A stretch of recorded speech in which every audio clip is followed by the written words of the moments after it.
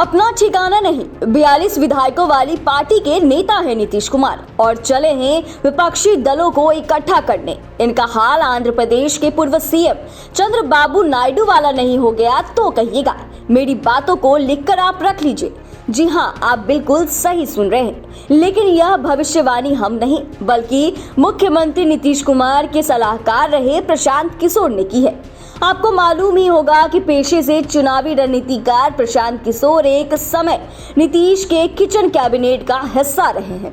इनकी नीतीश से करीबी इतनी रही कि नीतीश ने अपना एक सरकारी बंगला उन्हें रहने तक को दे दिया था और अब इनसे अलग होकर प्रशांत किशोर जनसुराज संगठन बनाकर नीतीश तेजस्वी सरकार के विरोध मोर्चा खोल दिए हैं। 2024 में लोकसभा का चुनाव होना है और नीतीश कुमार विपक्षी पार्टियों को एक करने में लगे हुए हैं। वह कई राज्यों के सीएम और प्रमुख विपक्षी नेताओं से मिल चुके हैं। उन्हें विपक्षी नेताओं की ओर से सहमति भी मिल रही है। बहुत जल्द विपक्षी एकता की बैठक भी हो सकती है। इन सबके बीच प्रशांत किशोर ने नीतीश के प्रयासों की तुलना आंध्र प्रदेश के पूर्व सीएम चंद्रबाबू नायडू से कर राजनीति में भूचाल ला दिया है। क्या कुछ कह रहे हैं प्रशांत किशोर, सुनिए। मेरे भाई नीतीश कुमार जो हैं, हम ज्यादा उस पर टिप्पणी नहीं करेंगे वो क्या कर रहे हैं। तो एक उदाहरण आपको याद दिला देते हैं। 2019 में एक आंध्र प्रदेश के मुख्यमंत्री थे चंद्रबाबू नायडू। वो इसी भूमिका में थे जिस भूमिका में नीतीश कुमार आने का प्रयास कर रहे हैं। नीतीश कुमार की तो 42 को एमएलए है, लंगड़ी सरकार है। वो तो उस राज्य में बहुमत की सरकार चला रहे थे और यही भूमिका उन्होंने भी शुरू किया था। बंगाल, पूरा देश का दौरा कर रहे थे कि अब हम खड़ा करेंगे। नतीजा क्या हुआ? आंध्र प्रदेश में उनका एमपी घट के हो गया 3, 23 विधायक जीते, सत्ता से बाहर हो गए। तो नीतीश कुमार को बिहार की चिंता करनी चाहिए। अपना ठिकाना है नहीं। मैंने आपको वही कहा, जिस पार्टी का 0 एमपी है वो देश का प्रधानमंत्री तय कर रहा है। जिस पार्टी का अपना ठिकाना नहीं है वो पूरे देश के पार्टी को एकत्र कर रहा है। अब आप सबसे पहले नायडू और नीतीश में बड़े फर्क को समझिए। नीतीश की मिनिस्टर क्लीन की छवि अभी भी बरकरार है।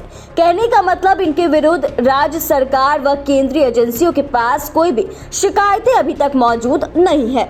जबकि अगर नायडू के राजनीतिक जीवन पर हम नजर डालें तो कैश फॉर वोट मामले में केसीआर सरकार 2015 से ही इनके पीछे पड़ी है और सीबीआई के पास मौजूद इनकी शिकायतों पर कभी भी कार्रवाई हो सकती है।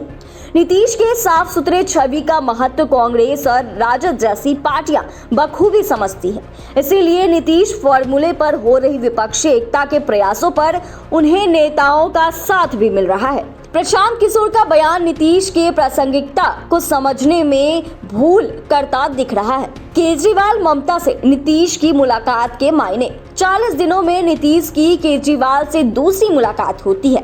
केजरीवाल को भी यह मालूम है कि दिल्ली और पंजाब के अलावा अन्य राज्यों में अगर इनकी पार्टी को अपना जनाधार बढ़ाना है तो विपक्षी एकता के साथ जाना ही होगा।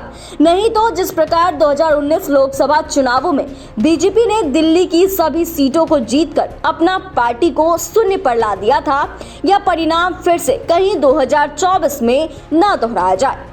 बंगाल में ममता को पिछले चुनावों में कांग्रेस और वाम दलों से ज्यादा गंभीर चुनौती बीजेपी से मिली है।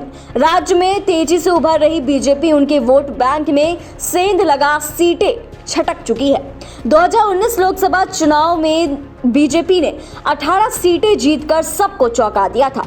विधानसभा चुनावों में भी 77 सीटें जीतकर बीजेपी राज्य में मुख्य विपक्षी दल बन चुकी है। ममता को मालूम है कि खेला हो में 2024 में इस खेल में बिहारी और यूपी के वोटरों का समर्थन उन्हें और मजबूत कर सकता है और वे बंगाल में बीजेपी के रथ को रोक सकती हैं। बहरहाल जो भी हो, कर्नाटक में नई सरकार के शपथ समारोह में नीतीश के प्रयासों की बानगी देख विरोधी सकते में है। क्या सच में होती है प्रशांत किशोर की भविष्यवाणी या 2024 में नीतीश का प्रयास लाएगा रंग? वक्त के साथ सभी तस्वीर साफ होती जाएगी।